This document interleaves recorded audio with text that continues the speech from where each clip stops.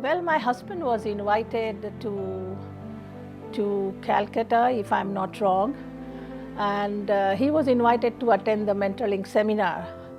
I was also invited, but I couldn't go because of the family responsibilities.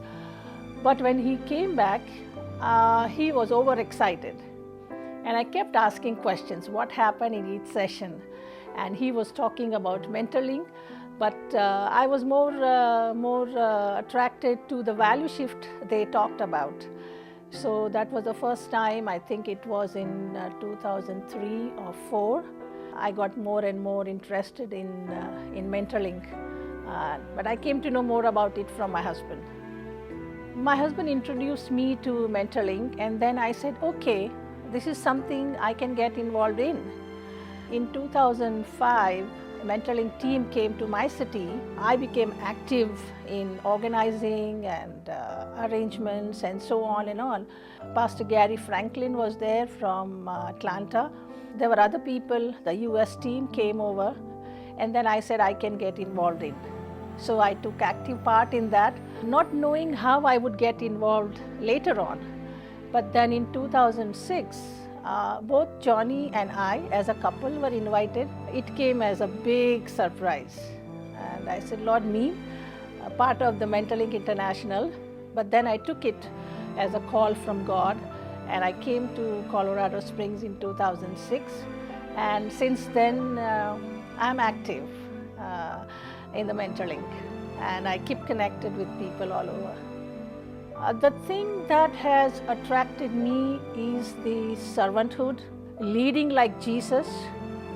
Today's world, people around me are attracted to managerial skills and trainings, and they go towards that. But then in MentorLink, we emphasize the servanthood, leading like Jesus, keeping values that Jesus had, bringing back those lost values, recovering those lost values. So that has been my passion, my vision, my mission, and I have seen over the past few years that people have been attracted to it. First generation Christians and also the mature Christians, because we saw pastors getting interested in that. Oh, if it works with you and it is workable, it is doable, then we want it. So that has remained a passion with me, and I want to just go all over sharing this vision. We have been following the manual, but we have taken the 5 value shifts from the main manual. Johnny and I are involved in family ministry. We have added one more lesson, mentoring in the family. So we have prepared a manual which focuses on 5 value shifts plus the family values. So we are using that tool especially in India, Nepal, Sri Lanka, and next year we might take it to Bangladesh, and it has worked very well because it is participatory. It's not lecture method, but it is participatory. So this is one manual we have been using as a resource material. And we also use Days with Jesus, but now as the technology is given, the chips are given to us, we are going to use it more extensively in church planting, in mentoring leaders, and so on. Apparently, people don't take MentorLink as an evangelistic organization, but we go with the mentoring tool because when we evangelize the world, we give them Jesus. And MentorLink offers the values that Jesus had. So the first generation people are attracted towards the person of Jesus, and they say, we want to follow this Jesus. He is a master, but he is a servant, and he comes down to us. So that's the main thing that attracts the first generation Christians and the new believers. And it has helped leaders to take this tool to their constituencies, to their churches, to their groups, and many people are attracted. If a father is attracted or if a leader is attracted in a church, the whole church wants it, and that's what we have seen in our ministry. A pastor who has about 250 churches under him, we were giving him this training material, and he came to the MentorLink training, and he was so much attracted. He wrote circulars to all his churches where he had new believers, and it has spread across. They want more and more trainings, more and more resource material, so we are going to give them these Days with Jesus chips that we have got, and we are trying to use it in the days to come.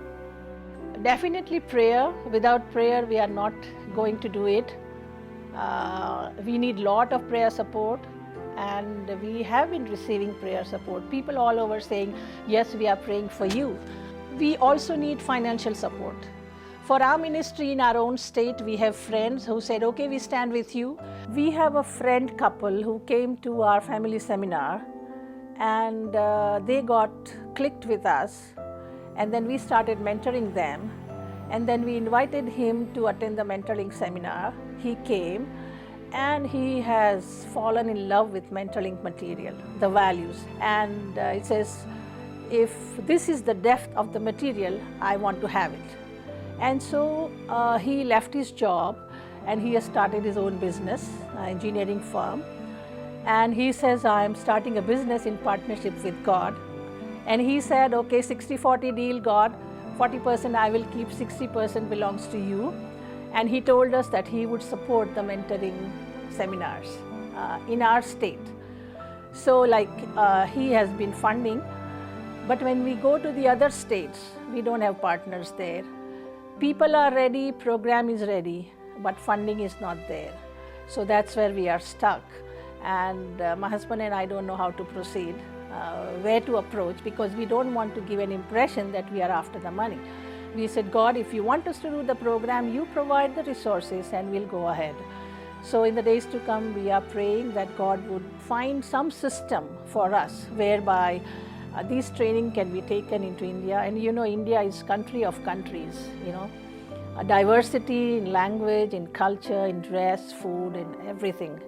So when we cross one state to the other, it feels like we are a foreigner. We need to develop a strategy whereby funding can be given and we can pass on this mentoring material to our neighboring states and also in the neighboring countries. Thy kingdom come on earth. That's all I can say. And my country is a Hindu nation. There are crores of gods and goddesses. People are hungry. There are people who are in search of a real God, and they don't know who this God is. And so that has been our passion, that India will bow down at the feet of Jesus. Many times I feel the task is so big and I'm so little. But then the first day when we started with a devotion, that we are like mustard seed. We are like yeast. Mustard seed falls on the ground and grows up in a tree, in a form of a tree. And then yeast is spread all over. And that has encouraged me a lot. I may be very insignificant, but then whatever God wants me to do, I have said, Lord, I'm willing to do. With all my limitations, I'm willing to do, and you let it multiply, but don't let me know that you have done it through me.